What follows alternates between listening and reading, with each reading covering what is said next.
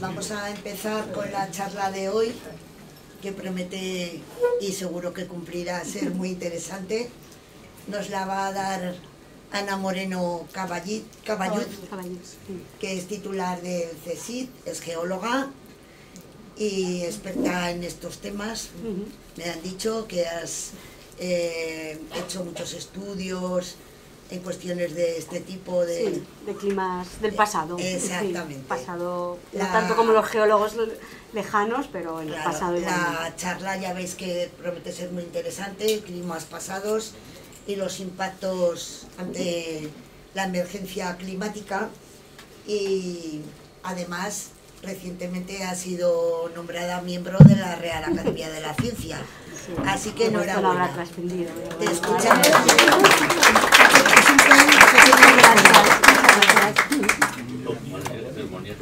Pues muchas gracias.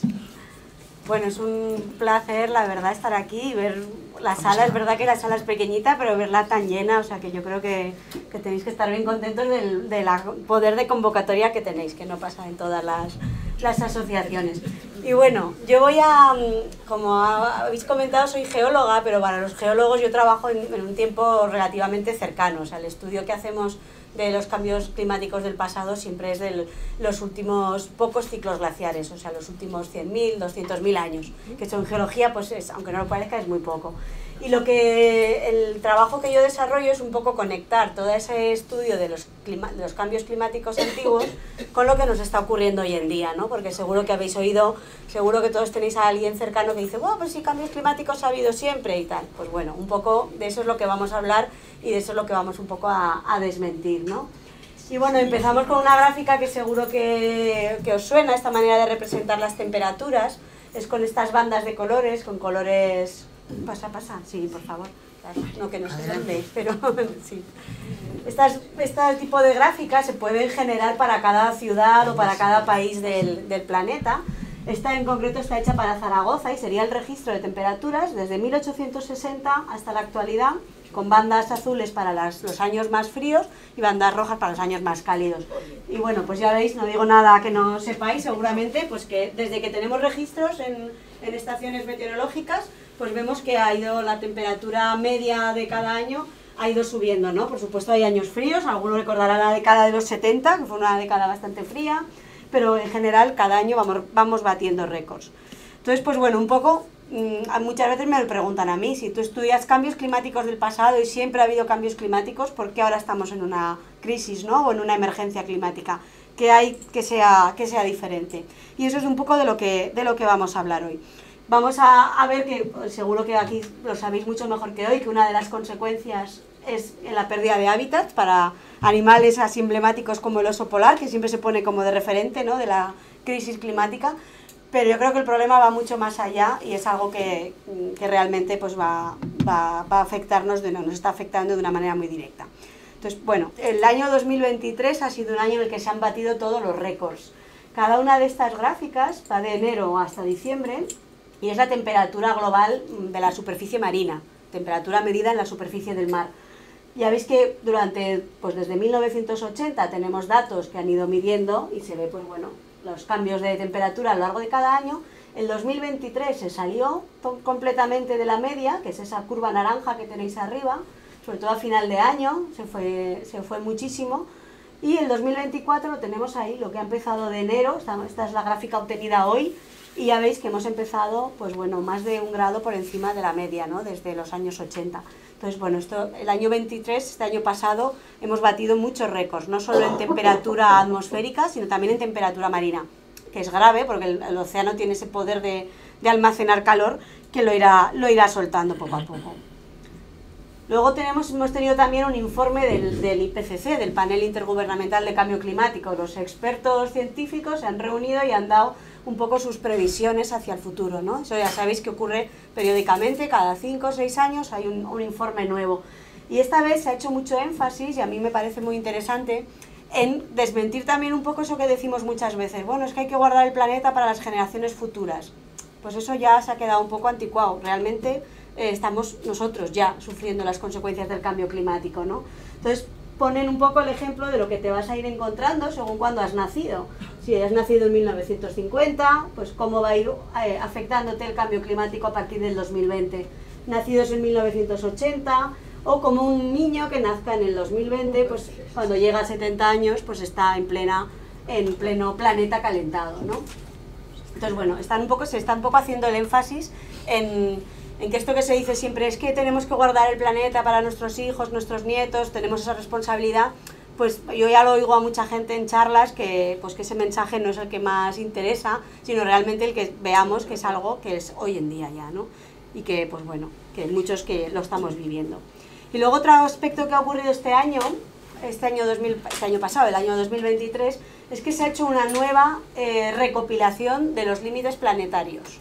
Esta que veis aquí. O sea, cada uno de estos círculos es una recopilación de los diferentes límites que necesitamos para vivir en el planeta, los límites que han llamado de seguridad planetaria. Ahí está el cambio climático, pero está también la contaminación estratosférica, está el impacto de, por ejemplo, la acidificación de los océanos, la pérdida de biodiversidad. Entonces, en 2009, cuando se vio un poco qué límites estábamos cruzando, que son los que se salen de esta zona gris, ¿vale? Pues veíamos, por ejemplo, que eran pues, cambios en ciclos biogeoquímicos, pérdida de biodiversidad. En 2015 empezaron más límites de seguridad planetaria a cruzarse y en 2023, de los 9 que están determinados, 6 los hemos pasado ya, ¿no? 6 umbrales. Es como si pensáramos, pues eso, 6 aspectos o 6 sistemas que se han salido ya de lo que conocemos como, o lo que debería ser la seguridad planetaria, ¿no? Y bueno, lo podemos ver de muchas maneras. Estaban estas gráficas de barras que os enseñaba, pero también tenemos los circulitos de cada año, donde veis desde 1850, que es cuando empieza a haber estaciones meteorológicas en el mundo, hasta el año 2020, pues también por colores, cómo han ido cambiando cada mes. Lo interesante de esta gráfica es que no te da un número puntual por año, sino que te da un poco la distribución de todos los meses. Cada círculo tiene 12 meses y vemos pues que primero había una serie de meses que se calentaban más, pero ahora en la situación que estamos ya no es un tema solo de verano, sino principalmente de mayores temperaturas en invierno y primavera, de lo que es normal, que es un poco lo que tiene consecuencias más negativas. ¿Qué está pasando con el CO2 en la atmósfera, con el dióxido de carbono? Bueno, pues que sube. ¿Cuánto sube? Pues desde 1960 que se mide, no es tanto tiempo, ya veis que para algunos indicadores tenemos muy poco registro. Desde 1960 hasta la actualidad, pues hay una continua curva creciente, llegando a alcanzar los 420 partes por millón en la atmósfera, ¿vale? Que enseguida os pondré una referencia del pasado para que veamos si este valor es muy alto o lo alcanzamos en otros momentos. ¿Qué nos dice la paleoclimatología? Porque si os habéis fijado, todo lo que os he enseñado son gráficas desde que hay estaciones meteorológicas y eso pues son apenas 100, 150 años, ¿no? Entonces no sabemos, no tenemos ni la memoria ni tenemos tampoco los datos de qué pasaba antes. Entonces es muy fácil decir, bueno, es que el clima es natural, el cambio climático es natural, son ciclos. Para eso estudiamos, para eso estamos muchos geólogos y geólogas estudiando cambios climáticos que han ocurrido antes, para ver cómo era el clima cuando no había esta acción humana, ¿no? Para ver si realmente ha habido otros cambios parecidos o no. Y bueno, lo primero que encontramos en gráficas de 70 millones de años, mirad si nos vamos atrás, esta gráfica empieza hace 70 millones de años y acaba aquí en el cero que estaríamos nosotros. Arriba está la temperatura y abajo está el dióxido de carbono, el CO2 de la atmósfera. No os voy a contar cómo se mide porque son archivos geológicos pues que pueden ser desde sedimentos acumulados en el fondo de los océanos, depósitos lacustres muy antiguos, en fin, hay diferentes maneras de medirlo. Pero lo que sí que ya vemos muy claro, creo que no os lo tapo, es que tanto temperatura como CO2 han estado relacionados en estos 70 millones de años. Momentos del pasado en el que tenemos un aumento de temperatura, como ese que se ve allí, ese piquito que vemos ahí, pues coincide también con un momento de altura de CO2. ¿Por qué es eso? Pues porque el CO2, ya lo sabemos, es un gas de efecto invernadero. Cuando lo tenemos en la atmósfera en mayor cantidad, deja pasar la luz solar, pero almacena el calor, no deja que el calor que emite la Tierra se escape, ¿vale?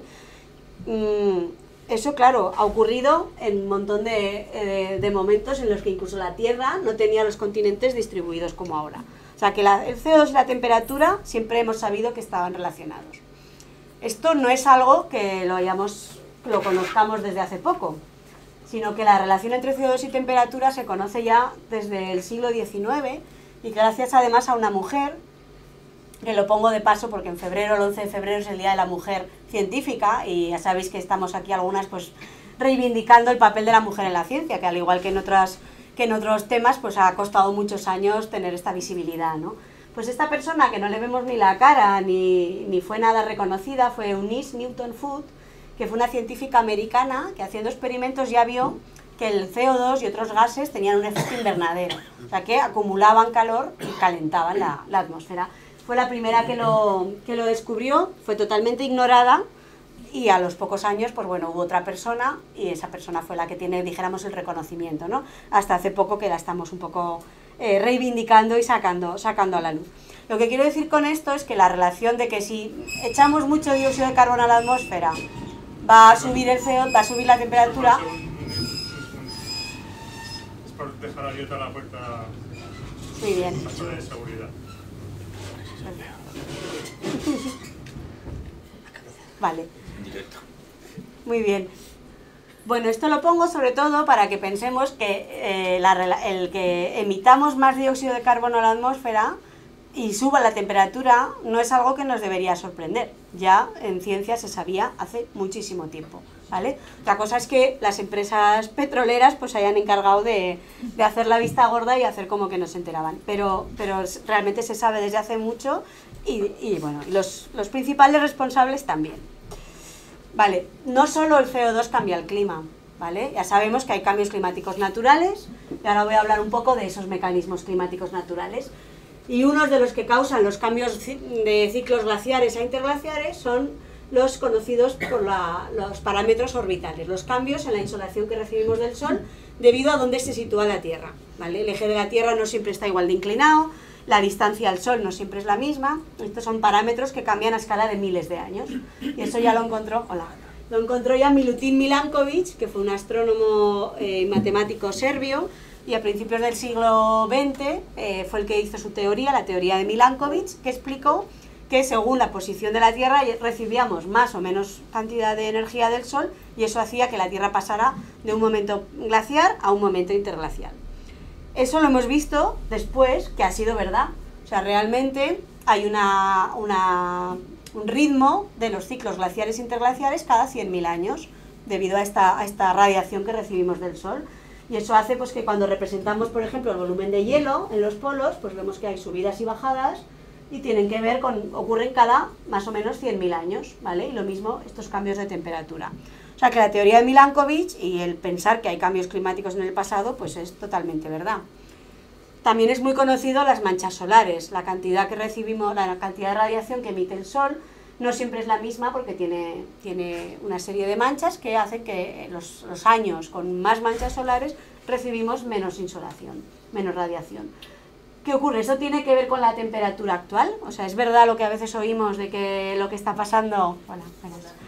Lo que está pasando es que hay más manchas solares, hay menos manchas solares, perdón, y eso hace que vayamos hacia un calentamiento? Pues bueno, esa teoría que la dicen mucha gente de muchos sectores es facilísimo de demostrar que es falsa, porque básicamente tú haces una gráfica de las manchas solares, que la tenemos aquí, que se hace desde Copérnico, quiere decir que ahí están marcadas las manchas solares, se conocen súper bien desde hace un montón de tiempo, en azul, y en rojo tenemos la temperatura desde 1880. Pues ya veis que cuando nos acercamos a partir de 1940, 1950, las manchas solares llevan su ciclo de 11 años y la temperatura se dispara.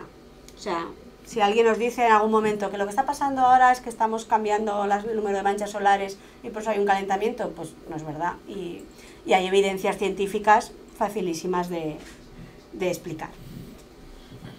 Sí que es verdad que también hay otros mecanismos que a veces hablamos de ellos, que son las erupciones volcánicas. Cuando se emite mucho aerosol producido por un volcán, sobre todo cuando son volcanes muy grandes y que ocurren en zonas tropicales, esos volcanes emiten una gran cantidad de aerosoles a la atmósfera que oscurecen la atmósfera e impiden que llegue radiación, ¿vale? Lo que pasa es que este efecto suele durar en algunos casos 1 año, 2 años, como mucho 3 años. O sea, no es un calentamiento progresivo ni un enfriamiento, ¿vale? O sea, no cambia el clima más que de una manera muy puntual.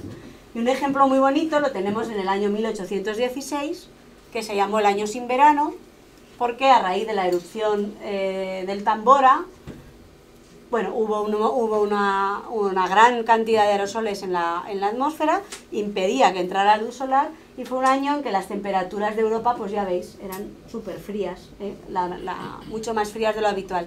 Y fue un verano pues que había muchas tormentas, había unas temperaturas muy frías, un verano que también algunos escritores se dedicaron pues eso, a esconderse un poco, entiendo yo, de esas temperaturas y a escribir relatos de terror que en algún caso pues dieron lugar al libro de Frankenstein que todos conocéis. Entonces conocemos que hay muchos mecanismos de cambio climático natural. Hemos visto la teoría de Milankovitch, hemos visto las manchas solares, hemos visto las erupciones volcánicas. ¿Tenemos otros cambios climáticos rápidos en el pasado? Tenemos que saber si estos registros del pasado que os estaba enseñando, si nos marcan que también ha habido cambios climáticos rápidos como el actual, ¿vale? Y para eso estamos estudiando de hecho, registros del último millón de años. No nos vamos más atrás, no nos vamos a los 70 millones de años, porque realmente el clima que conocemos hoy en día, el sistema climático, está configurado de la manera que está ahora desde hace aproximadamente 1 millón, 2 millones y medio de años, lo que se llama el periodo cuaternario, que ya sabéis que es donde, dijéramos, ha habido una sucesión de ciclos glaciares e interglaciales, que es lo que condiciona nuestro clima, fundamentalmente. Y gracias a esta gráfica, yo creo que es como muy fácil ver claramente la situación del clima actual en un contexto de nada más y nada menos que 800.000 años. O sea, aquí vamos de 800.000 hasta el cero, y es un registro obtenido de sondeos de hielo de la Antártida, ¿vale? Este registro son cientos de metros de hielo, donde se pueden medir diferentes parámetros climáticos. Por ejemplo, tenemos el dióxido de carbono, el CO2, tenemos la temperatura, que se hace a través de unos isótopos, tenemos el metano, y bueno, ya veis que a lo largo de 800.000 años, desde luego, son curvas que hay subidas, hay bajadas, hay mucha variabilidad. Momentos de baja temperatura, pues son periodos glaciares, que tienen menos dióxido de carbono y menos metano.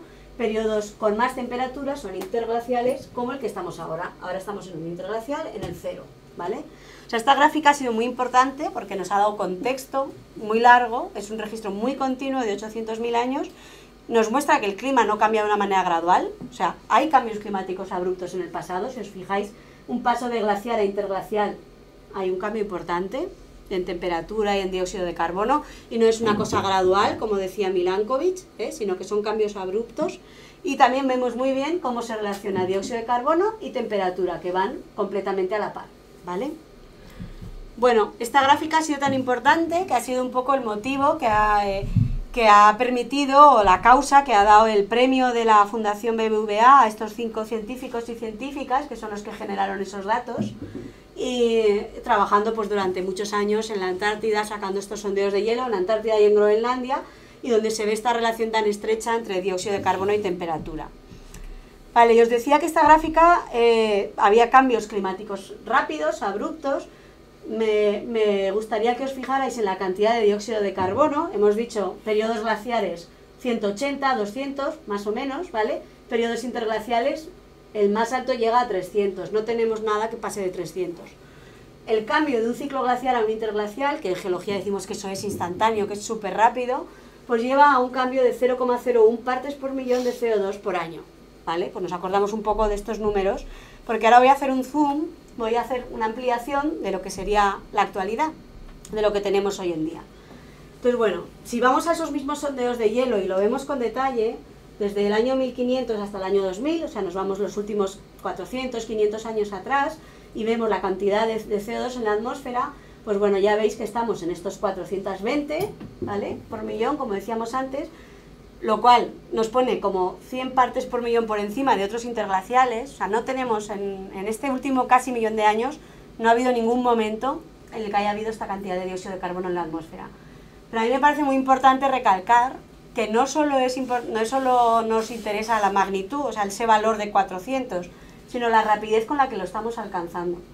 Si os fijáis, esto ocurre claramente en el inicio de la industrialización, empieza a subir y es de una manera exponencial, y sobre todo en los últimos 20, 30 años todavía se ha acelerado más, ¿vale?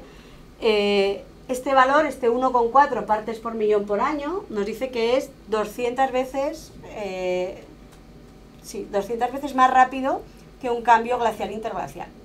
Entonces, claro, esto ya claramente es un indicador paleoclimático muy claro de que estamos ante una situación excepcional. Que le llamemos crisis o le llamemos emergencia climática o lo que sea, pues es desde un punto de vista antropocéntrico, ¿no? Nos ponemos nosotros, la especie humana, en el centro, y claro que es una crisis y claro que es una emergencia porque nos va a afectar a nuestra manera de vivir. Entonces, un poco yo creo que el mensaje es no solo la cantidad de CO2, sino la rapidez con la que se está alcanzando. Pensar que este dióxido de carbono viene sobre todo del carbón y de petróleo, de quemar combustibles fósiles que ha costado millones de años almacenar. Depósitos de carbón y de petróleo, pues bueno, muchos de ellos del Carbonífero de hace 500 millones de años. Entonces, en poco más de 50, 60 años los estamos mandando a la atmósfera de golpe. Es imposible que eso no tenga consecuencias, ¿no? Vale, hemos visto el aumento de CO2 muy claro en estos últimos años.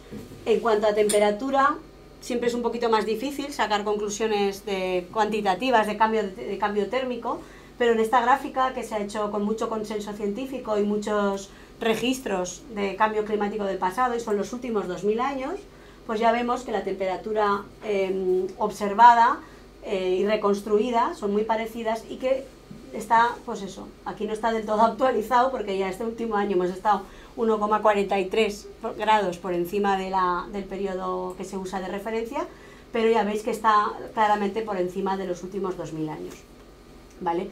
Esto ya es un periodo histórico, aquí sabemos que ha habido otros periodos cálidos, por ejemplo el periodo romano fue un periodo cálido, el periodo medieval fue un periodo cálido, pero ninguno de ellos, cuando esa escala global llegó a los valores actuales. O sea que no hay, decimos claramente que la temperatura no tiene precedentes en los últimos 2000 años. Y otro aspecto que me parece muy interesante y que está también muy bien argumentado por estudios científicos y muy bien descrito en los informes del IPCC, es que no tenemos manera de reproducir los cambios de temperatura actuales si no metemos en nuestra caja negra, que son los modelos climáticos, si no metemos el dióxido de carbono y no metemos el impacto humano. O sea, si nosotros trabajamos con modelos que solo tienen la parte solar, la parte volcánica, los ciclos que os he explicado de Milankovitch, o sea, cuando solo usamos cambio climático natural para reproducir las temperaturas, pues vemos que la línea que tenemos no sube, no tiene un aumento en los últimos 50 años. O sea, no hay una razón natural para aumentar la temperatura en los últimos 50 años.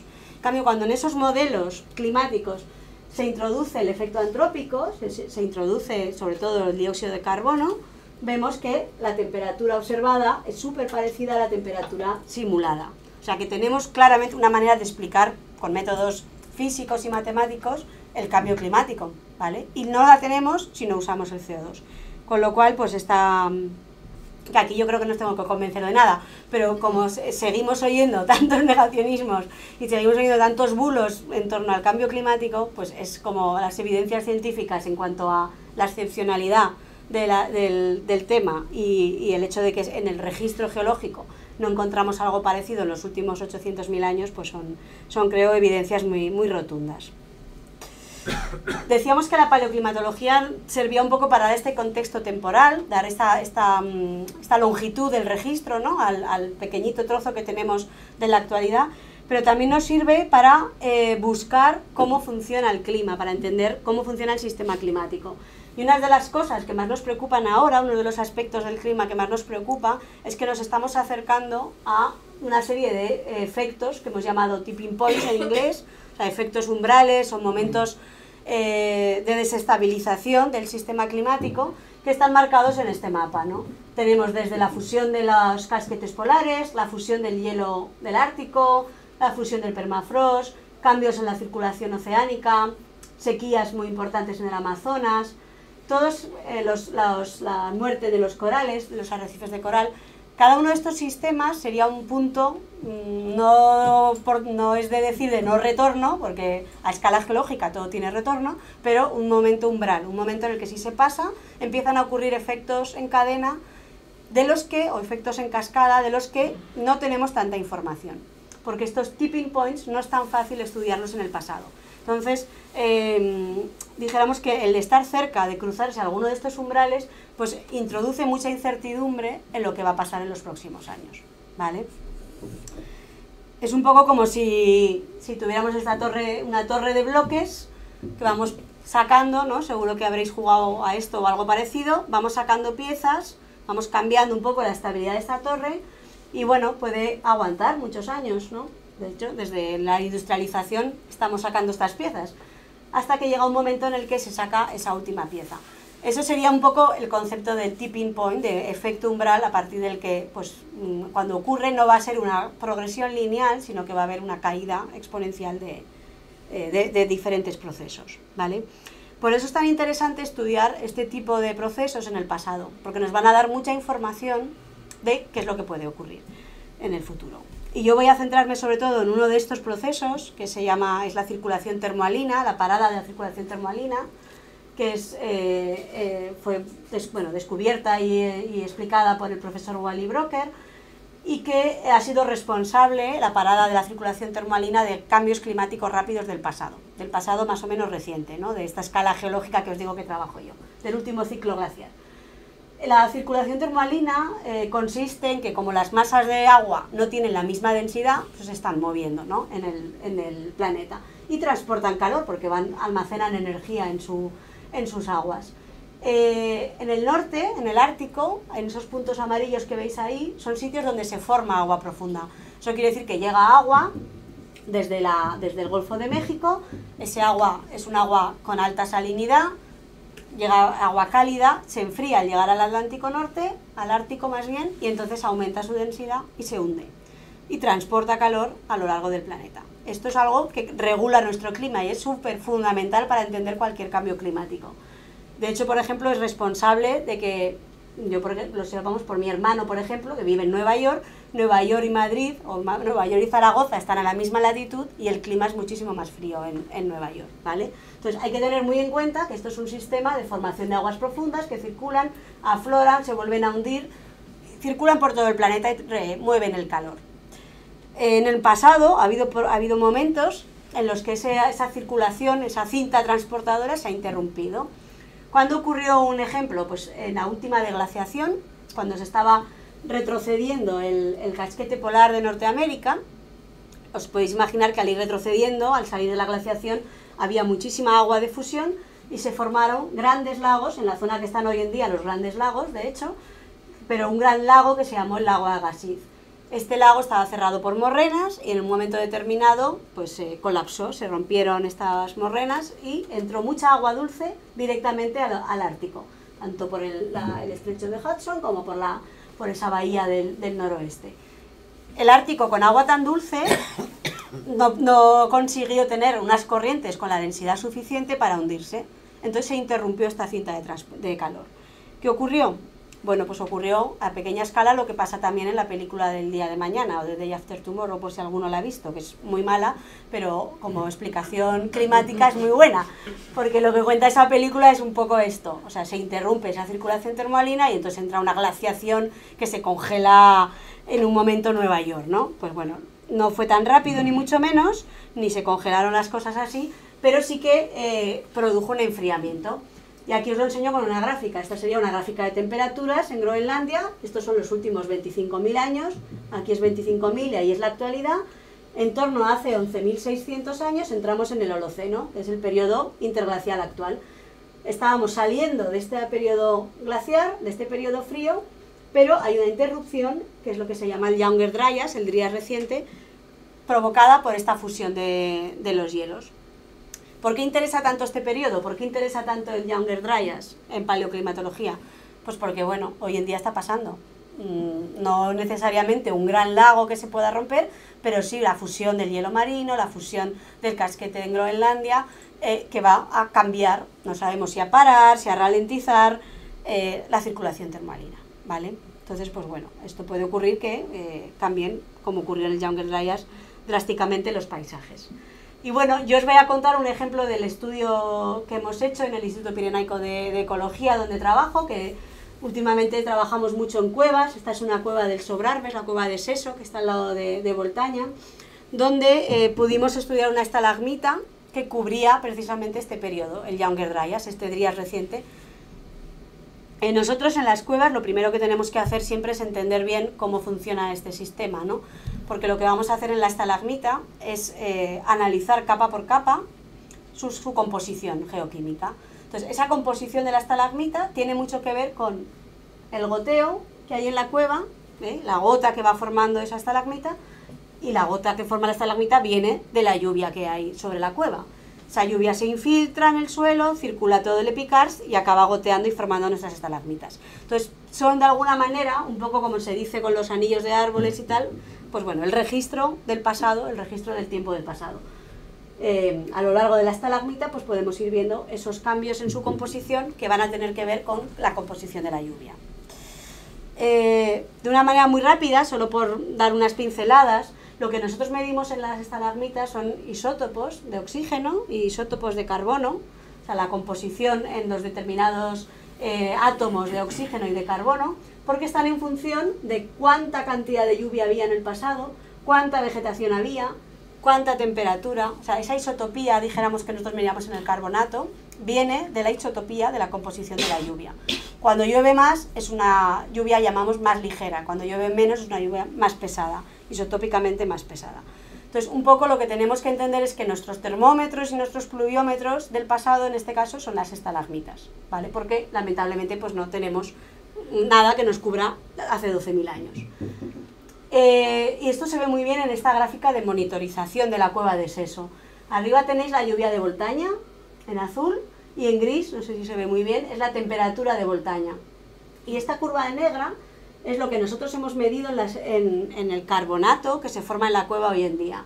Entonces, si medimos los isótopos, que los represento en esa gráfica, a lo largo de diferentes estaciones, pues en primavera, invierno, verano, vemos que los valores de verano son más pesados, los valores de invierno son más ligeros, con lo cual la composición de la estalagmita nos va a hablar de la temperatura que había en la cueva, ¿vale? Entonces, dijéramos que hacemos un poco esta calibración con el presente, porque esto está medido en los años 2011, 12, 13 y 14, para poder interpretar las estalagmitas del pasado. Si os fijáis, este punto de ahí, del invierno del 2012, se sale, esperaríamos tenerlo aquí, si fuera solo temperatura, si nos estuviera marcando temperatura, pero fue un invierno muy seco, entonces la lluvia también es más pesada. Con lo cual tenemos información en la composición de la estalagmita sobre temperatura y sobre precipitación, ¿vale? Esto puede sonar un poco raro, pero realmente nuestras estalagmitas, pues eso, son la calibración que podemos hacer con el clima del pasado. También nos viene muy bien tener estalagmitas bebés, que llamamos estalagmitas muy jóvenes, como esta, que tan solo tiene 300 años. Entonces esta estalagmita nos permite hacer análisis isotópicos y compararlos con lo que sabemos de estaciones meteorológicas. Entonces aquí hay varias estalagmitas y datos de estaciones meteorológicas y así podemos calibrar con la composición de las estalagmitas la temperatura exterior, ¿vale? Un poco así como si estuviéramos poniendo en marcha el termómetro, estuviéramos calibrando el termómetro, calibrando el pluviómetro. Bueno, pues esta es la estalagmita estrella de la cueva de Seso, que cubre este periodo que os digo donde se paró la circulación termalina, que es el Dryas reciente, el Younger Dryas. Esta estalagmita empezó a crecer hace 13.200 años y dejó de crecer hace 11.600. O sea, cubre justo este periodo de tiempo. Esto lo sabemos con unas dataciones que hacemos por un sistema que es el uranio torio, que funciona parecido al carbono 14, y que bueno, si alguien tiene interés, pues yo lo cuento más. Bueno, pues esta estalagmita, aquí tenemos medidos sus datos, sus isótopos de oxígeno, ¿vale? Desde que entra en este periodo frío, que hay mucha variabilidad, hasta que sale del periodo frío. Entonces, lo primero que nos sorprendió un montón es ver que es exactamente igual que las curvas de hielo de Groenlandia. O sea, lo que nos dan exactamente igual que a escala de años, podemos ver que los cambios que había en los sondeos de hielo de Groenlandia ocurrían también, de una manera muy parecida, en Voltaña, en la cueva de Seso. Entonces es un zoom que podemos hacer con mucho detalle a este periodo. Pero podemos medir más cosas en esa estalagmita. Arriba tenemos lo que sería temperatura, pero aquí tenemos dos indicadores de humedad, el carbono y el magnesio-calcio. No voy a entrar en detalles para no aburrirnos. Pero lo que vemos a lo largo de este periodo frío, del Younger Dryas, es que hubo un periodo más seco y posteriormente un periodo más húmedo. Había dos fases de humedad, ¿no?, en este periodo. Claro, pensaros que es una estalagmita excepcional porque podemos ir a escala de pocas décadas, ¿eh? Podemos trabajar a escala de generaciones humanas, ¿no? Entonces, bueno, determinábamos esos dos periodos. ¿Qué es lo que hizo? ¿Qué es lo que hace que tengamos un periodo seco primero y después otro periodo húmedo? Bueno, pues nosotros lo relacionamos con esta reactivación de la circulación termalina, de esta cinta transportadora de calor que se paró al inicio del Younger Dryas, cuando entró este agua dulce en el Ártico, y que se reactiva posteriormente. Nosotros lo que vemos es que esta reactivación en seso, que es esta curva roja, la encontramos en un determinado momento, ¿vale? Cuando entramos en el periodo más húmedo. En un lago en Alemania la encontramos más tarde, que sería esta otra estrella, y en un lago en el norte de Europa, en Noruega, la encontramos más adelante. O sea, durante 200 o 300 años es el periodo de tiempo que cuesta volver a reactivar esa circulación termalina, ¿vale? Entonces, con esto quería poneros un ejemplo de para qué nos sirve estudiar cambios climáticos del pasado, sobre todo cuando somos capaces de ir a tanto detalle, porque podemos tener información de mecanismos climáticos, de estos tipping points que decíamos, de la pieza, ¿no?, de la torre que quitamos, para aprender también un poco qué cosas pueden ocurrir en el futuro. Más que nada, pues no tenemos mucho más a lo que agarrarnos en cuanto a mecanismos climáticos, porque no hay una situación igual a la actual que podamos estudiar, ¿vale? Ese es un poco el mensaje. Y bueno, por acabar con una parte quizás un poco más, bueno, iba a decir más reivindicativa o más un poco más, también más personal, porque esto aquí ya no entra a lo que es mi trabajo, sino un poco más en lo que creo que más nos atañe a todos, ¿no? Es el reflexionar un poco, pensar por qué está ocurriendo esta crisis y también, pues como os podéis imaginar, pues qué podemos hacer, ¿no? Que aquí también pues estáis gente que seguro que tenéis muchas más ideas que yo.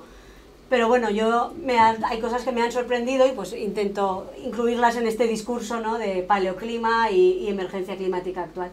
Y una pues es claramente este mapa, que algunos decís que sí, o sea que lo conocéis, que es un poco la distribución en superficie de las emisiones de CO2 por diferentes países, ¿no?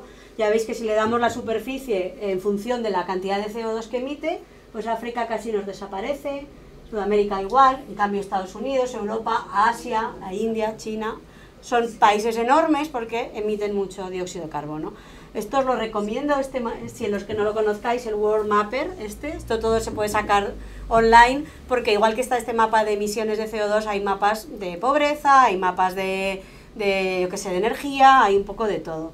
Y son una manera muy interesante de representar aspectos que no, de otra manera cuesta más entenderlo, ¿no? Y luego cifras como que no todos emitimos lo mismo, eso también es obvio, pero hay mucha gente que esto no lo piensa. El 1% de los más ricos del planeta emite ya el 16% de CO2. O sea, yo con esto no quiero decir que no seamos todos responsables, porque todos estamos viviendo en este mismo sistema económico, pero yo me permito decir que algunos son más responsables que otros, ¿no? El 10% de los más ricos emite el 47,6%. Esto tengo que mirarlo, si en ese 10% igual, más o menos países como España igual ya estamos, porque hay tanta pobreza a nivel de número de población que en ese 10% puede que estemos. ¿Qué ocurre con nuestros gobernantes? Pues bueno, a veces parece que destinan un poco, lo dejan a la suerte, ¿no?, a la diosa fortuna, algunas de las decisiones fundamentales y bueno, pues todos vamos viendo que el COP tras COP y estas últimas especialmente pues están siendo muy deprimentes en cuanto a decisiones y en cuanto a manera de que se están organizando, ¿no? Y bueno, a mí me parece muy bonita también esta frase de que el medio ambiente establece los límites, un poco esto que hemos visto, ¿no?, de los límites planetarios que os contaba al principio. Esos están establecidos, eso es el planeta que tenemos con sus recursos finitos, pero realmente se pueden repartir de muchas maneras, ¿no? Entonces no está todo perdido en cuanto a que las cosas tienen solución, ¿no? Porque dado que somos la causa, pues tenemos que ser también un poco la solución. ¿Qué podemos hacer? Esto sobre todo es un mensaje que hay que dar, yo creo, yo doy bastantes charlas en institutos, a niños, a gente más joven. Yo creo que falta mucho gente joven en esta lucha, ¿no?, de la emergencia climática y siempre hay que dar también un mensaje de qué tenemos que hacer, porque además pues me lo creo que realmente existen cosas que podemos hacer. y bueno, pues se nos presenta un planeta con recursos infinitos, cuando realmente pues todos sabemos que no hay un planeta B. Se nos presenta también el PIB como un satisfactor universal. Esta idea es mucho de Fernando Valladares, que también lo habréis oído, que es un ecólogo muy conocido, en el que él pues bueno, propone que realmente el ser más felices no tiene casi nada que ver, cubiertas por supuesto las necesidades básicas, con que tengamos un crecimiento económico cada año, ¿no?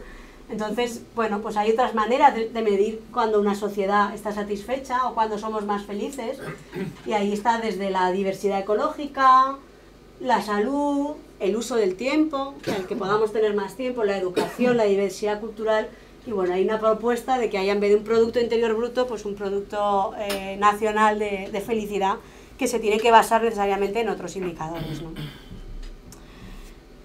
Oímos muchas soluciones tecnológicas. Yo en el ambiente que me muevo en geología pues hay mucha gente también trabajando en almacenamiento de carbono, en otro tipo de energías como la geotermia. O sea, hay nuevas tecnologías y hay muchas que se nos plantean como soluciones, ¿no? Desde mi punto de vista, muchas de ellas son todavía castillos en el aire, o sea, no están puestas en marcha. Y se sigue además diciendo que se van a poner en los próximos 10 años y se lleva los últimos 50 poniéndolas en marcha. Entonces, para mí eso siguen siendo, pues eso, castillos en el aire y dentro del mismo negocio. Pero por otro lado hay nuevos planteamientos. Cada vez vamos oyendo más la palabra del decrecimiento. Hay algunos que le llaman beyond growth, más allá del crecimiento. Esto proviene de esta cumbre, no es esta reunión que hubo a escala del Parlamento Europeo, en el que se habló, pues se invitó también a bastantes científicos y gente de organizaciones a hablar de decrecimiento. Prefirieron llamarle más allá del crecimiento porque así quedaba un poco más disimulado. Pero un poco el mensaje es que poco a poco yo creo que cada vez más va entrando en la sociedad el ver que no podemos agarrarnos a tecnologías que aún no existen, sino que realmente tenemos pues que cambiar nuestra economía, ¿no? Y bueno, yo pertenezco a Rebelión Científica, que es una organización internacional de científicos y científicas que hace principalmente desobediencia civil no violenta, pero que estas son sus 4 reclamaciones fundamentales, que parece muy poco, pero si empezáramos diciendo la verdad, pues se haría ya bastante, ¿no? También la reivindicación de actuar ahora. Y bueno, una de las propuestas que se están moviendo desde Rebelión Científica y desde otras organizaciones también es intentar abrir un poco la democracia, hacer una democracia más participativa con asambleas ciudadanas, que seguro que conocéis ejemplos donde se han hecho. Y esta es mi última diapositiva. Necesitamos otro sistema. No es que defendamos a la naturaleza, sino que somos la naturaleza que se defiende, ¿no? Y bueno, yo creo que hay muchas palabras clave que tenemos cada vez más presente en nuestro día a día y que bueno, pues por ahí me gustaría acabar. O sea que esto es todo. Gracias.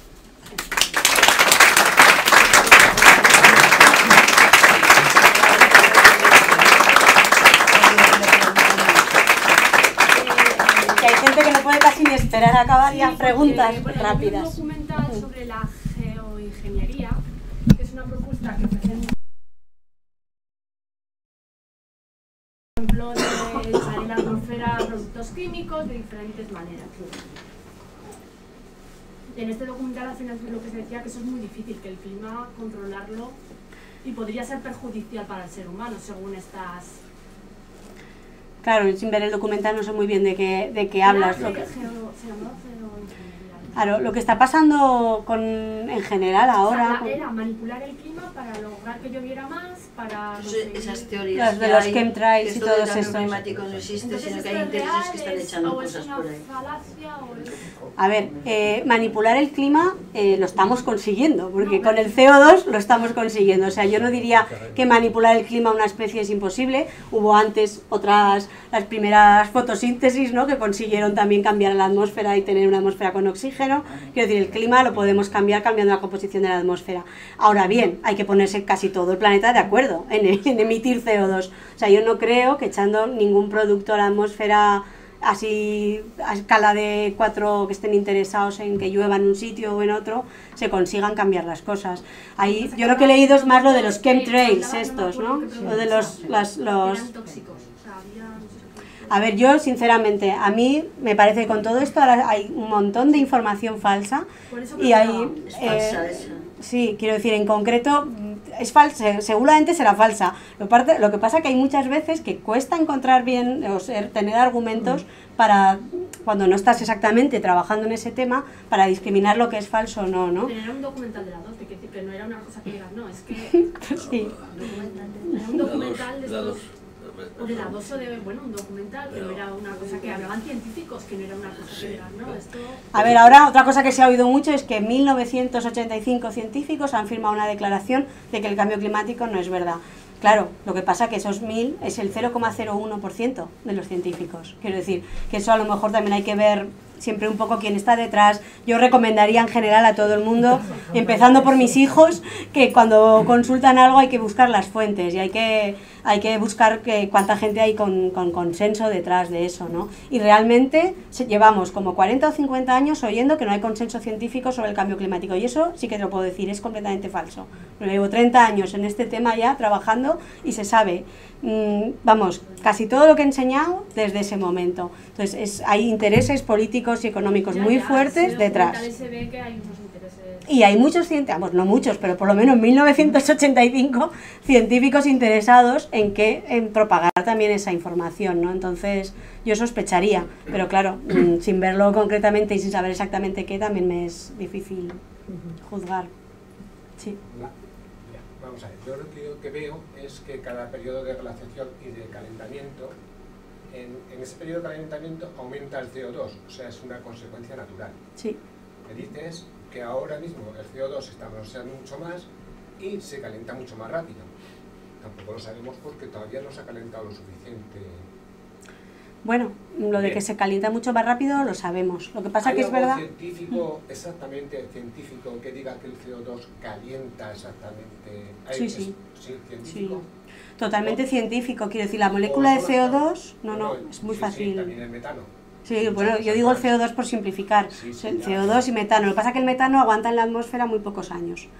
O sea, es muy fácil que el metano enseguida se descompone, no sé si se oxida, me parece, y entonces ya se elimina de la atmósfera. Yo lo que veo es que habéis hecho una relación del CO2 con el calentamiento, o sea, pero que también ha ocurrido otros periodos anteriores. Sí, sí. También, aparte de la industrialización es cuando nosotros estamos emitiendo más CO2, pero también hay otra cosa que pienso, que es la contaminación lumínica, ¿vale?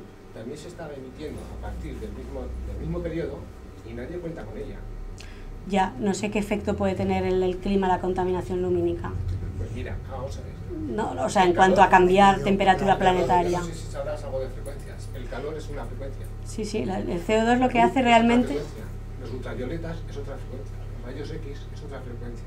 Son energías y todavía son mucho más superiores a los rayos X, ultravioletas y demás. Producen más efecto de calor que el propio calor, porque es una frecuencia. Y no se escapa al espacio. Claro, el CO2, el papel que tiene, no es producirlo, ese calor, eso ya lo sabemos, es cerrar esa atmósfera. El calor no se escapa al espacio. Si se escapara al espacio, estaríamos perdidos. No se escapa al espacio. Esa teoría que dices, que se escapa al espacio, que entra y no sale, y refleja, no se escapa al espacio. A ver, el CO2 no se escapa, quiero decir, por ejemplo, tú puedes mirar en otros planetas. Tenemos otras atmósferas con otra composición. Sí, claro, y la luz otra. Que sí, que eso no hay ningún, vamos, yo no soy física, pero lo que entiendo yo me parece que es como, que es, vamos, es sencillo también. Tenemos una atmósfera con una composición determinada y entonces es lo que dices tú, no se escapa el calor porque hay una cantidad de CO2 adecuada, que es la adecuada para la vida en la Tierra. Ni sin CO2 ni con CO2, no se escapa al espacio. Hombre, quiero decir, tú mira el CO2 lo que hace es que se reflejen las radiaciones, no se puede salir y se refleja.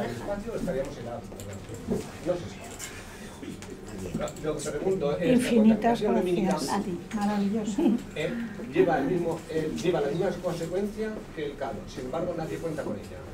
Yo de la contaminación lumínica he estado también en alguna charla en la que claro que hay un efecto, y hay un efecto sobre todo en escala más local, y eso es lo que he tenido entendido. De ahí a que se pueda calentar toda la atmósfera, no lo sé, pero en cualquier caso, si tú pones más CO2 en la atmósfera, ese calor que generas se va a quedar más en la atmósfera, porque lo que hace el CO2 es no dejarlo pasar. Bueno, se queda abajo en la troposfera, se queda en nuestra zona, claro.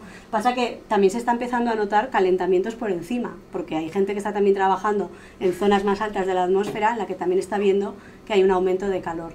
Entonces, no lo sé, quiero decir, yo lo que no te puedo rebatir es a nivel físico. Yo sé que la molécula de CO2 tiene una configuración tal que hace que la longitud de onda lumínica la deja pasar, o sea, la atraviesa, no importa nada. En cambio, la longitud de onda térmica, que es la que emite la Tierra, cuando cualquier cuerpo que se calienta, es la que esa molécula, porque vibra de otra manera determinada, que es lo que no sé llegar a mayor profundidad de eso, pero es lo que te impide que se escape.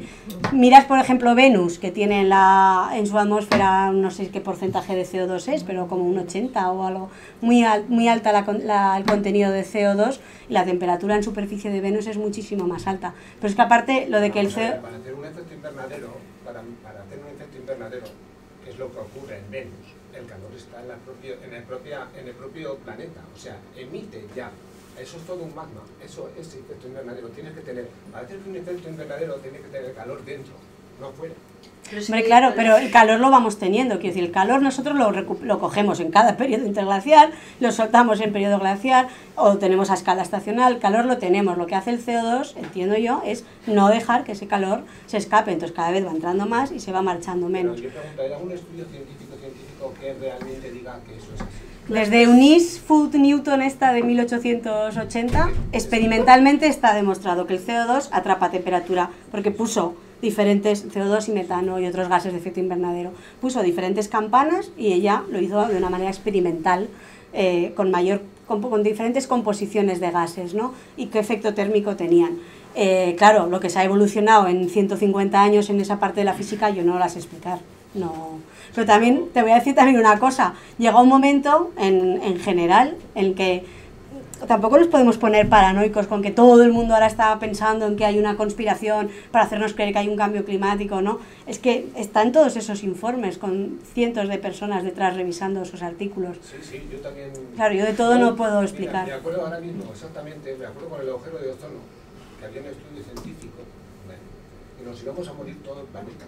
Hombre, el ozono se ha recuperado, gracias a lo que se hizo. Entonces, ¿por qué están calladitos ahora? Porque es que eran normal.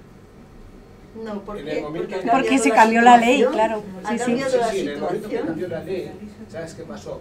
Que todos los frigoríficos y gases y demás se fueron todos a la vez, porque los chatarreros lo cortaron, salieron todos los gases y no pasó nada. Bueno, no lo sé, no nos desviemos al ozono. No vamos a Tiene dar aquí... Y ahora no pasa nada, y ahora es normal. El agujero de ozono en los polos son normales, se agrandan, que se encogen. A ver, lo que pasa es que esas cosas se miden, El ozono se mide y hay datos de que el ozono en toda la parte de la atmósfera. Y lo que se vio es que debido a no usar esos CFCs en los aerosoles y en las neveras, pues se cerró ese agujero de ozono. Pero no, hubo una época en que cuando se cambió, todos los chatarreros cortaron, no se recuperó ni el 1% de ese gas, todos se fueron y no pasó nada. Pero se ha dejado de emitir CFC desde entonces, totalmente, la industria paró en Bueno, pocos años. Sí, hay más palabras también. Un momento que hay más gente que quiere hacer preguntas. Ya hemos tenido bastante Sí, ahí había Nacho y Joaquín. Sí, Ana, comentas que hay, que detectas, yo creo que detectamos todos, ¿no? Un cierto enfriamiento por parte de las generaciones más jóvenes, ¿no? Ya. Por una parte, Es lo que único que hay, se ¿no? enfría. Hay gente joven que es muy súper activa, que están buscando mil formas para tratar de abrirse, ¿no? Camino en tanto ruido, ¿no? Pero al mismo tiempo sí que quizá una cierta, ¿no? Relajación o qué puede ser, o decir, oye, como esto está tan mal y nos encontramos ahora con este mundo que hace aguas por todas partes, pues a vivir la vida, que Sí. poco se puede hacer, ¿no? Sí, no lo Porque eso sé. también se tiene que ver en la universidad, hacia dónde van los jóvenes a la hora de plantearse, por ejemplo, una carrera o incluso en la propia investigación ya en las facultades de ciencias, ¿no? ¿Tú cómo lo ves, más o menos, ¿no? Bueno, yo tampoco, quiero decir, tampoco tengo tanta experiencia de contacto con jóvenes, ¿no? Pero bueno, sí que veo que cuesta más que se impliquen en determinados temas. Me parece que hay como una desmotivación general en ese sector, no solo por en general con todo lo que tiene que ver así un poco como con la naturaleza y con el medio natural y pues quizás se va menos al campo, se va al campo de otra manera, no sé, igual tenéis también los que sois más de educadores ambientales, tenéis más idea de lo que está pasando, ¿no? Pero es verdad que lo ven muy desconectado de su realidad del día a día.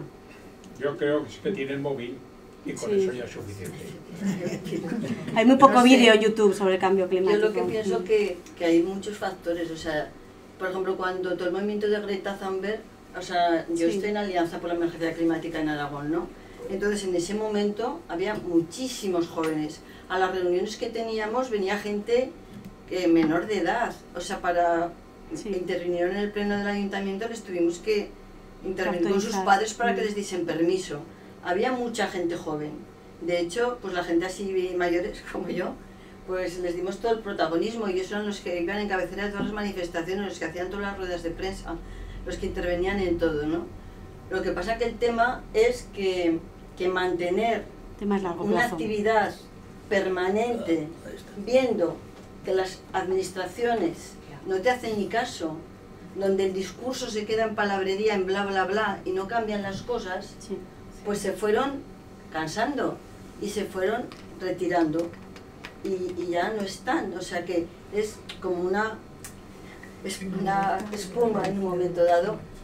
Entonces, bueno, pues no sé, es uno de los factores, ¿no? O sea, yo no creo que es porque no les interese y tal, pero nosotros tuvimos mucha relación, eran los Fridays for Future, que había mucha gente y tuvimos mucha relación con ellos. Ellos fueron a Madrid cuando hubo la copa allí, o sea, pero se fueron cansando porque, claro, gente como yo llevamos una trayectoria donde somos constantes, persistentes y no nos vence las dificultades, pero claro, te desmoraliza, ¿no? Sí.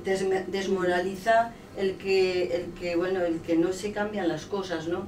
Pero vamos, sí que es verdad, yo también sí que veo pues que en la universidad pues no hay, no sé, el movimiento que había en mis tiempos de juventud, ¿no? Cuando estaba en la universidad, donde realmente pues allí debatíamos todos los problemas que había, ¿no? En la sociedad en este momento.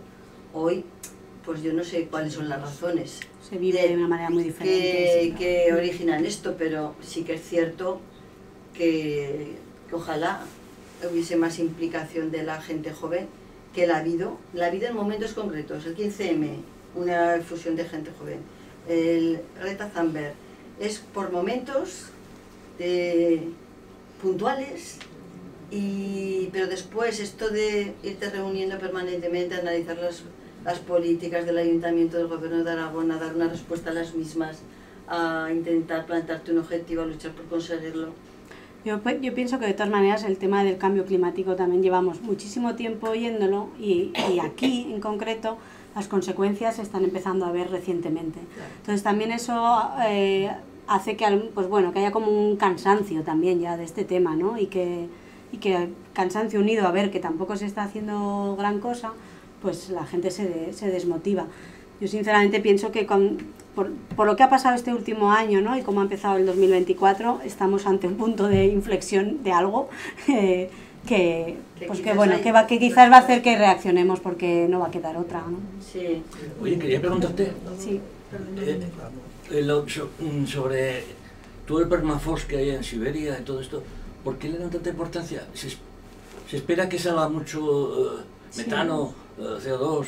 ¿En qué cantidades? O no sé, ¿algún comentario al respecto? Porque es que se oye bastante. Claro, el permafrost, en el suelo, todos los suelos tienen mucha materia orgánica y hay mucha descomposición y entonces emiten gases tipo metano, CO2 y eso está guardado ahí en el hielo. Cuando eso se funda, se va directo a la atmósfera, ¿no?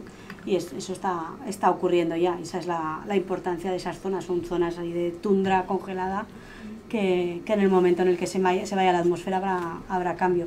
Por eso se pone como uno de esos procesos, ¿no? Porque ocurrirá como muy a la vez. En el momento en que se alcance allí 1 grado de temperatura, se producirá fusión. ¿Yo hay alguna idea de cuánto puede repercutir esto? Sí, no, esa idea que te puedo decir yo concreta en número de grados o algo así no me lo sé, pero que repercute en el clima seguro, sí. Sí, es uno de los mecanismos estos de tipping point. Solamente una cosilla, volviendo a lo de la juventud. Hace un par de semanas salió en El País una encuesta sobre 1.500 jóvenes. También es verdad, sí, también lo miré. Y hablaba de que el 40% creía que lo del cambio climático estaba sobrevalorado, otro 40% pensaba que no se podía hacer nada y solamente pues, un tanto por ciento pequeño eran los que estaban dispuestos a luchar por ello. Y luego quería hacer también otra pregunta, si había más estudios sobre estalagmitas en diferentes puntos del globo. Sí. Y más o menos concuerdan las...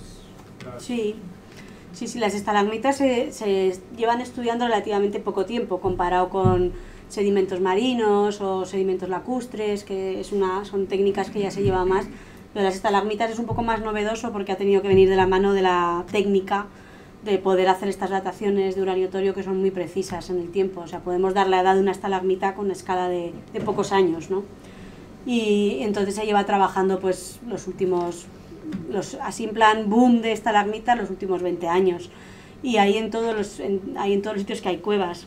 España, por ejemplo, nosotros somos el segundo grupo que está trabajando en estalagmitas y en toda la península ibérica hay muchas cuevas con buenos registros, o sea que es un campo de estudio muy interesante. Hasta ahora donde más se había trabajado era en toda zona del Monzón.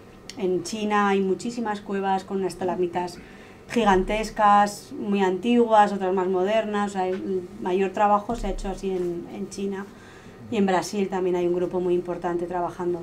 Son buenos indicadores porque de esta manera que os enseñaba, ¿no? Con los isótopos, todo lo he contado un poco corto, quiero decir, desde que sacas la muestra hasta que la interpretas y tal, hay mucho trabajo analítico por el medio, ¿no? Y no todo es directamente esto es temperatura, esto es CO2, o sea, hay un tratamiento de datos y hay mucha estadística por el medio, pero son buenos indicadores para el cambio climático pasado.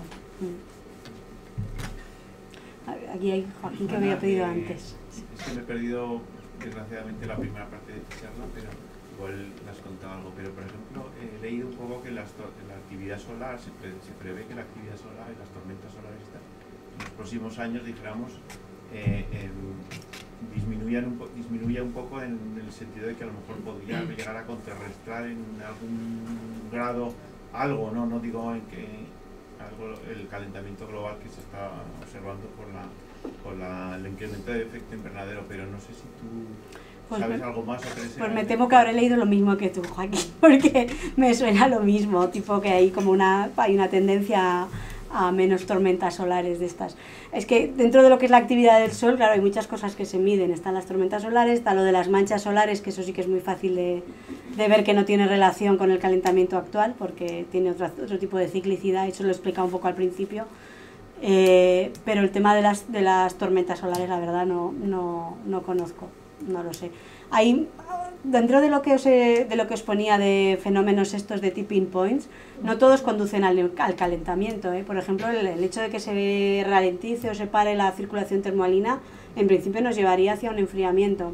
El problema que hay con algunos de estos procesos es que es la incertidumbre que generan, o sea, es el que no tenemos un registro suficientemente preciso de cuando han ocurrido en otro tiempo pasado para saber las consecuencias que van a tener directamente en el clima, ¿no?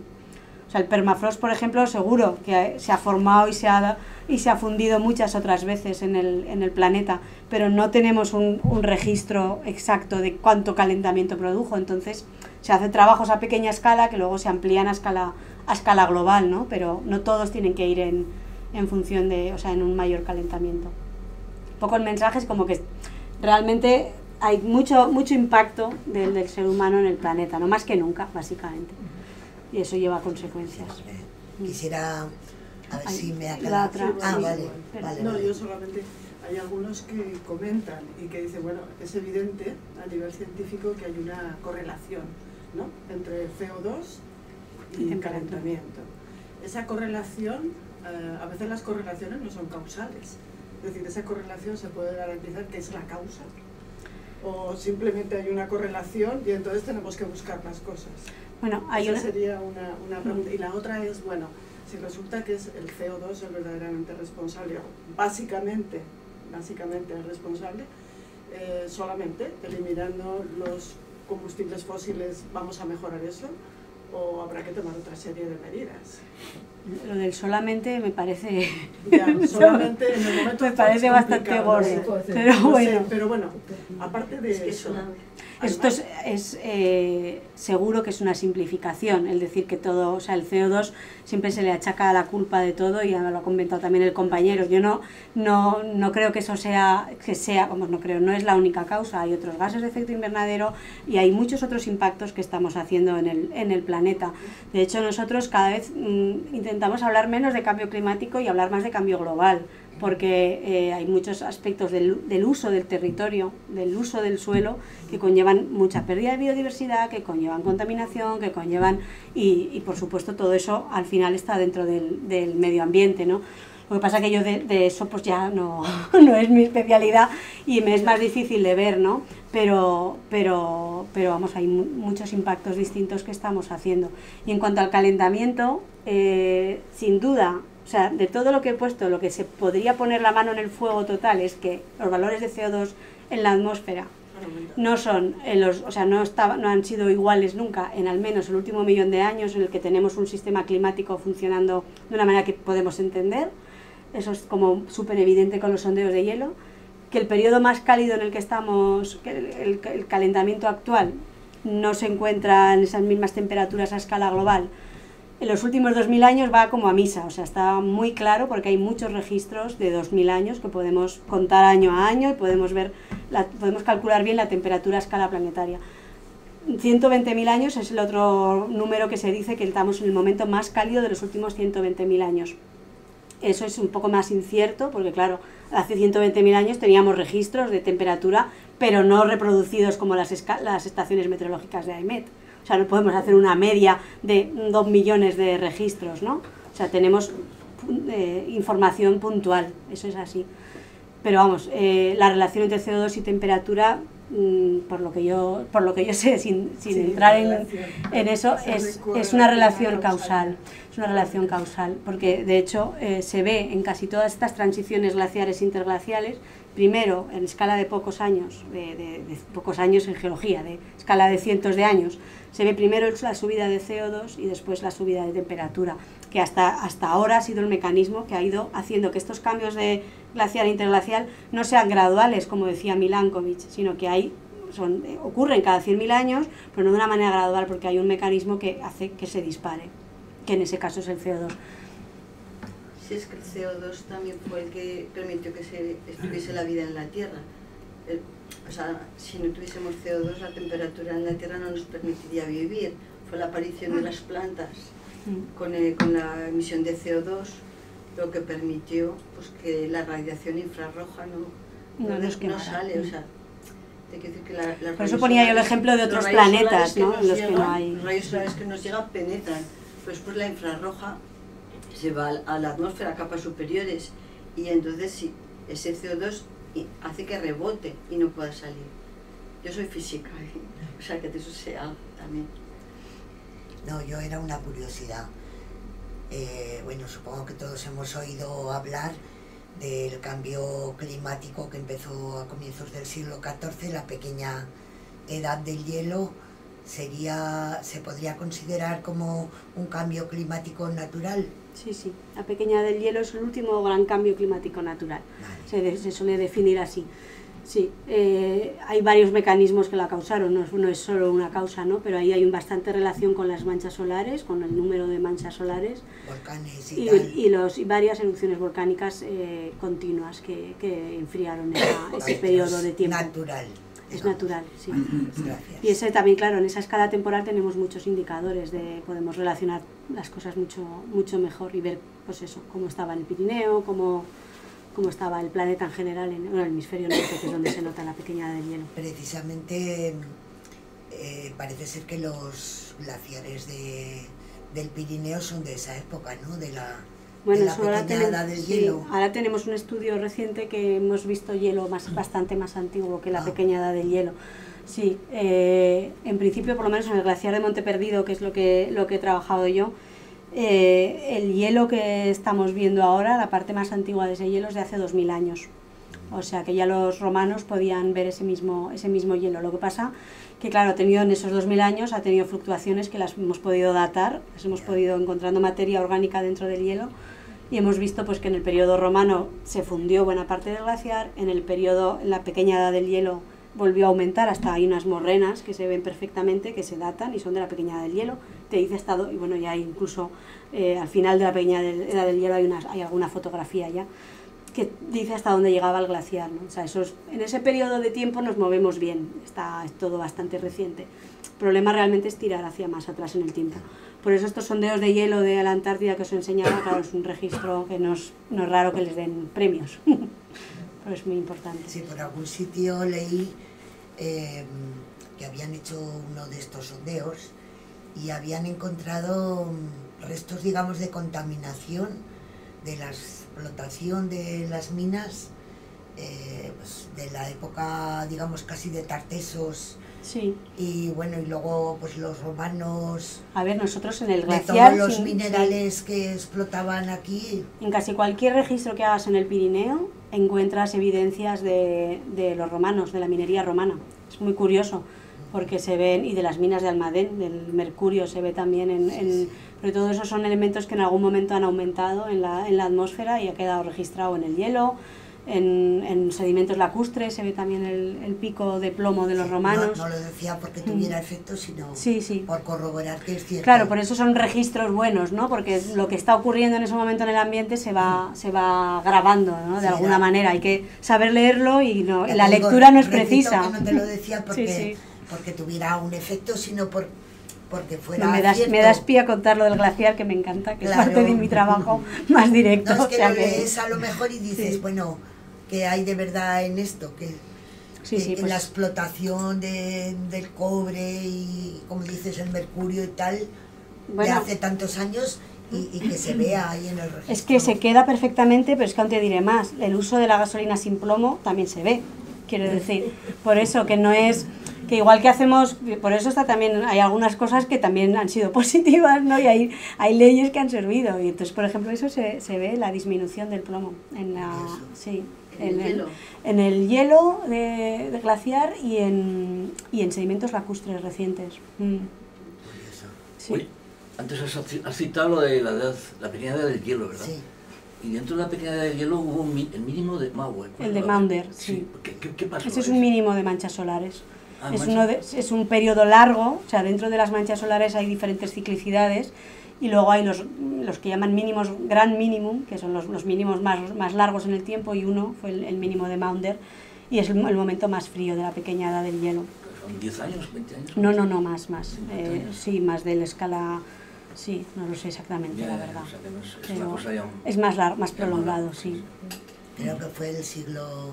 Siglo XVII. Sí, yo creo que casi debe durar el mínimo casi los 100 años, ¿eh? La pequeña edad del hielo es más larga de... Acuérdate de los cuadros que hay, que está pintada la feria de Londres sobre el Támesis. Es impresionante ver todo el Támesis helado. Con una feria encima. Con una feria encima, con carruajes, encima del río, ¿eh? Sí, Támesis. Sí, del Támesis. Además del como registro glaciar de Monte Perdido, ¿hay otros glaciares pirenaicos que hayamos hecho sondeos y eso? No. Es por las características propias del perdido, que crea una cierta cuenca, ¿no? A lo mejor no es tan... Tampoco era un sitio excepcional, la verdad. Se eligió un poco ahí porque era como un sitio muy emblemático en el Parque Nacional y un glaciar, una cierta zona en la que poder trabajar pero ahora mismo ya no tenemos ningún glaciar en el Pirineo con una larga superficie plana para instalar ningún tipo de torre y tomar un sondeo allí. Esto que os enseño de Groenlandia y la Antártida son proyectos millonarios, o sea, de millones de euros, de un montón de países involucrados para sacar cientos de metros de hielo con unas máquinas enormes. Lo de Monte Perdido fue más a manita, y más casero, ¿no? Más al estilo de la Tierra. Y la verdad es que yo creo que va a ser el único estudio de un glaciar del Pirineo que hayamos podido hacer. Tenemos hielo guardado también, congelado ahí por si acaso, si hay nuevos análisis que se quieren hacer. Y luego, ya que lo comentas también, otros depósitos que también hemos trabajado bastante en el Pirineo son las cuevas de hielo, las cuevas heladas, que hay algunas cuevas con metros de hielo fósil, algunos de hace miles de años, y que también están en una desaparición bestial. Entonces eso también es una de esas evidencias que dices, bueno, si tengo hielo de hace 5.000 años y ahora este verano lo acabo de perder, pues algo indicará de la temperatura a la que se están alcanzando, ¿no?, en el Pirineo. Y la verdad es que está siendo, pues bueno, una de estas cosas que empiezas a investigar con mucha ilusión y se te va también un poco perdiendo, porque es que se están perdiendo a unos pasos agigantados esos depósitos, sí. ¿Y los lagos también estudiáis en los lagos? Porque sí, las Valero y así. Sí, los lagos, tanto en lagos como en mar, lo que usamos son sondeos, o sea, tubos que sacamos el barro, el sedimento que se ha acumulado, que también va cubriendo pues diferentes periodos de tiempo, porque va siendo más antiguo abajo, más. Nosotros lo que necesitamos es que esté ordenado en el tiempo lo que estudiemos, ¿no? Los lagos pues es más antiguo abajo, más moderno arriba, y ahí puedes ver desde el polen que se ha acumulado y que te indica cómo es la vegetación alrededor del lago desde hace 100.000 años, por ejemplo, a qué organismos vivían, qué tipo de algas, que algunas están relacionadas con un pH distinto, con una temperatura, etcétera. O sea que dijéramos, nuestra principal línea de investigación es lacustre, lo que pasa que hemos ido también derivando un poco hacia cuevas. Para que vean los otros. Ah. Bueno, pues ¿alguna pregunta más? Bueno, pues lo dejamos aquí. Muchas gracias a vosotros.